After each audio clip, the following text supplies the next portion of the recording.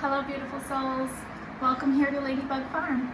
I am super giddy and have those back to school happy nerves because tomorrow is our first day of starting the new homeschool year. And Jared has worked really hard and made us a beautiful library and a beautiful classroom. So feel free to take a look around and I'll walk you through how our very first day will go tomorrow.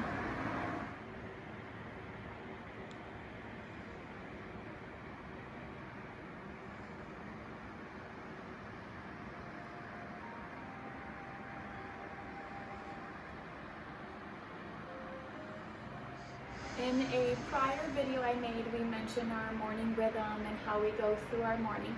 I'll wake up, I'll go out and do chores, Jared stays inside, and cooks breakfast for the family. We have a nice family breakfast before he heads off to work. The children will do their chores and I will do mine. And then we all meet here for our morning circle. And this right here is really the thread that weaves together our whole morning. It sets the tone for the whole day. And it has really become a special time for our family. We've even enjoyed it so much that when we traveled for a few weeks this summer, we took these mats with us and we did our morning circle every day throughout the summer. So each child has their mat. We'll sing a gathering song for circle. We'll do a breathing exercise with our singing bowl. And we sing a few songs together, whether they're just seasonal, whether they're the same song that we're repeating throughout the year, or we sing new songs on different days depending on what we're studying or what we're doing, or sometimes we just make up our own words and have some fun with it. Then we move into our calendar and we incorporate a lot of math into our calendar. But here is our rhythm for this week ahead, just to set the day. First day back to school. Mondays are always bedsheet days. We have our morning circle, work cycle. We're going to get a brand new goat tomorrow. We'll have quiet time. We bake bread for our nature school that we have the next day. Water our indoor plants. My little one does a turkey check-in with our turkeys, and we do gardening. And that kind of sets the expectation that they know what will be happening throughout the day. Once here at Circle, there is a pattern. We will flip over the new day. We will also check the weather. We just simply go to the window. My youngest one is in charge of checking the weather. And then my oldest puts that into a graph. And that actually links up to the Common Core standards too. And it's really neat because when you do this over the course of a year, you get to see the different changes in the ebbs and flows with the different seasons. We will be starting with clocks this year and starting time, so we have been trying to track and see what time we gather for circle. Our goal is always by 9 o'clock, but as you can see, we were a little behind earlier in the week. We will be adding pennies as well. Each day adding a penny and marking that down on our number graph. And we will be also using popsicle sticks to eventually get into regrouping and how we group those numbers into groups of 10.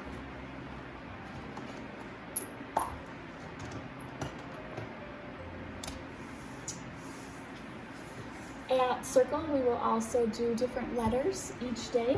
So we are starting with A. Very, very simple how we do it, but I really enjoy the Waldorf approach with stories and having the children think, feel, and will through all the stories, but we'll have different rhymes and different things that we will do to relate to that.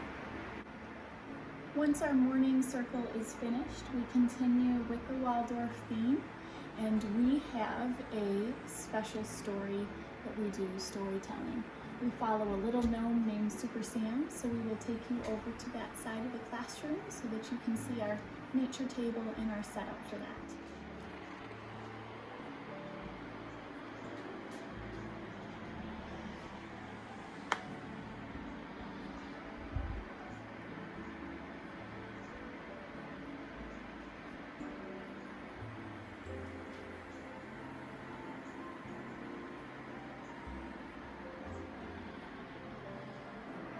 So here is our nature table and our storytelling setup for the Waldorf part of our curriculum. We do this 3 times a week, and each time it plays on a different role and builds, whether we are storytelling, the children are helping with the story, we are incorporating handwork, or we tie it into a recipe that we cook on Tuesdays. We follow this gnome, well, these 2 gnomes, so each child can have one, Super Sam and Papa. And this was actually a purchased curriculum through Waldorf Essentials. They give you the story, they give you a recipe and some suggested handwork.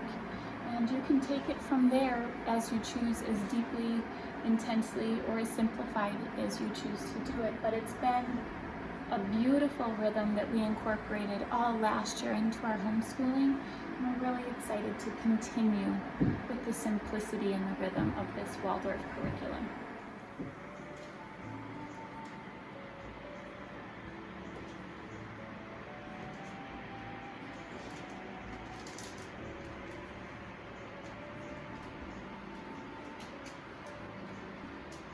So from here we have just done our morning circle.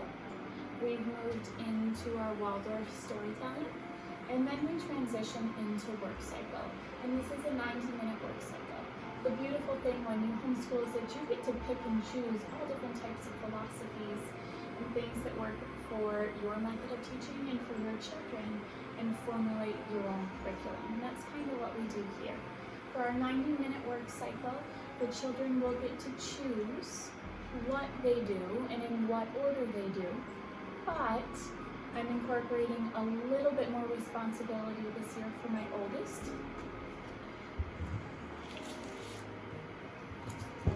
In the form of a menu.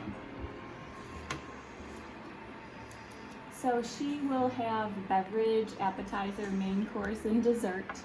She will have things that she will get to choose, but by the end of our 2 weeks, because this menu will be for 2 weeks, by the end of our 2 weeks, she will have all of these work assignments completed.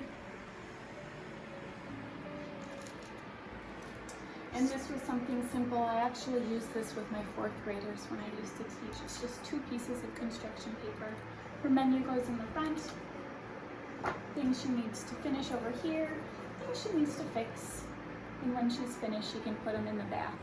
Or, my daughter really likes to collect things. You can probably see in her desk right here. She has a big collection of all of her things. We found these desks at a thrift shop and fell in love with them.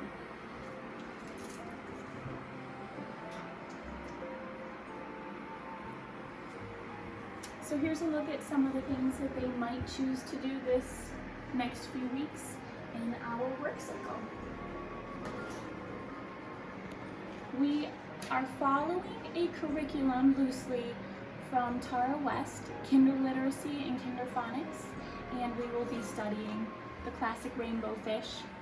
I pulled in some other books here, but we just have a little bin, and the way it works is when the children want to do this work, or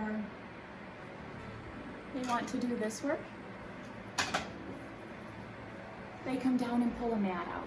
And they can put this mat wherever they choose. They can work here, they can work there, they can work at the desk, they can work at their own personal desks, they can work on a shelf, at the rug, but this is their space where they get to work, where he or she gets to work. When they're all done, they roll up their work mat and they can choose something new to work on. We have needle felting. As you saw, our letter of the week was A, and this is where we incorporate the Waldorf, but I also bring in the Montessori. We have the sandpaper letters,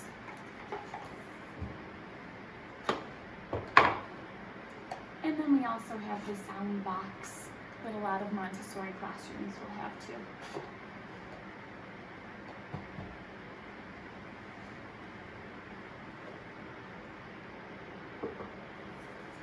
Here we have our Pebble meditation from Teach Not Han. This is how we start every work cycle, and you can see us doing that in my last homeschool video as well.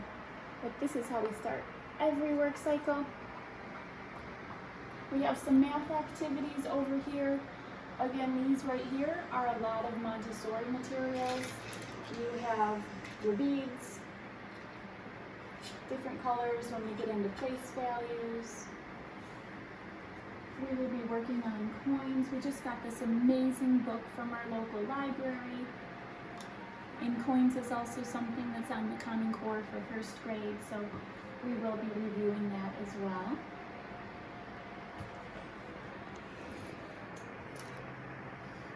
Handwork this week is needle felting. My daughter started trying to make a bunny, so we will continue working on that this week.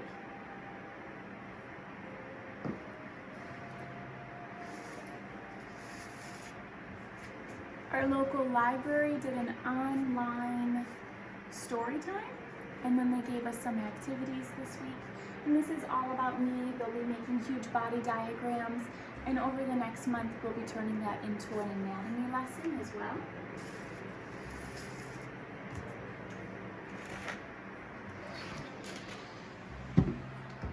We recently splurged and got some magnet tiles, and my children love them, absolutely love them. So it works out perfect. Magnets are also in the essential standards for first grade. So I will take that passion and that interest, and we will start studying magnets a little bit more in depth. That's the beauty with being able to homeschool, is that I have all the standards, and I can just kind of pick and choose what I want to do, but also base it on what my children are interested in. I don't have to follow a specific pacing guide. I can form it to what I prefer to do, but also to what interests them. The last little bit of science is because we've been noticing a lot of mushrooms coming up. There were just some beautiful indigo mushrooms that came up around our forest classroom, and because the children took such an interest to that, I decided to pull out some work on mushrooms. But for the most part, all of our nature studies happen outside, on our farm, during our nature school. But this is just some very simple work that we will be doing. And then they have the option, because again, this just has to be completed within the 2 weeks. They have the option to let the classroom be completely open to whatever they want to explore. So some of the other things that they might do,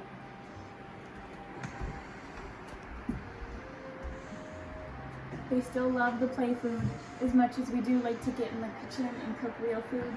They still love the play food. All of our board games are down here. We have lots of board games, different bingo games. It was so nice to get all my stuff out of storage and get all of our books out of storage and have that accessible to the children. I'll catch my oldest just sitting on this bench just reading through the stories during quiet time. It's quite beautiful. But we have a lot of our nonfiction our fiction down here. Our nonfiction is up a little bit higher. I keep that up so that I can pull it out for different lessons. There's writing paper, yarn, all kinds of puzzles are a big one. I do put a lot of our puzzles in storage, and I put a few out at a time, so that way every few weeks I can rotate them through, and they're interested in puzzles throughout the whole year. All of our different bins, we'll see how this goes with so much accessible, but we have loose art supplies, we have fabric, and then a lot of this stuff, this is our nature school books, but a lot of this stuff is books that Jared and I use. Over here is just a desk if they choose to work together. And then we have this beautiful art wall. As you can see, the children already started creating some masterpieces, but we try to make it accessible so that children can have access to art at all points. And they don't have to look at a model and create. They can go through the process and experience the colors. They can experience all the different supplies. If you notice, we have lots of labels on all of our things, so they know the crayons are down there, You know, the watercolors are in a certain bin. You know, the acrylics are in a certain bin. They know where to find the chalks, and different art supplies are accessible so that they can pull those out and work that process out when they feel like they desire to.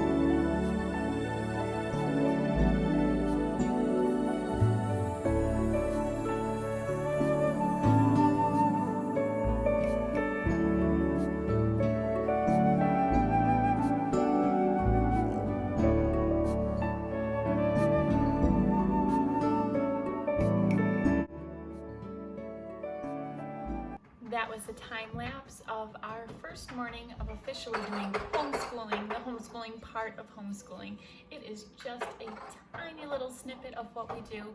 Every day looks different, and when you homeschool, it isn't just this part that makes the homeschooling, it's the whole life of turning that into education, living our lives.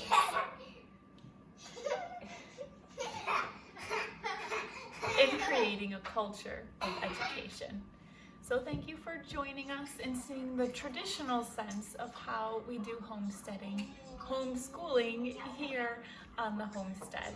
We are about to head outside before lunchtime and enjoy some unstructured active free play outside, and I will likely be planting some things for the fall garden as well.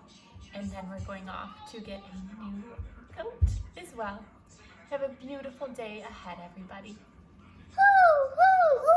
Bye. Bye.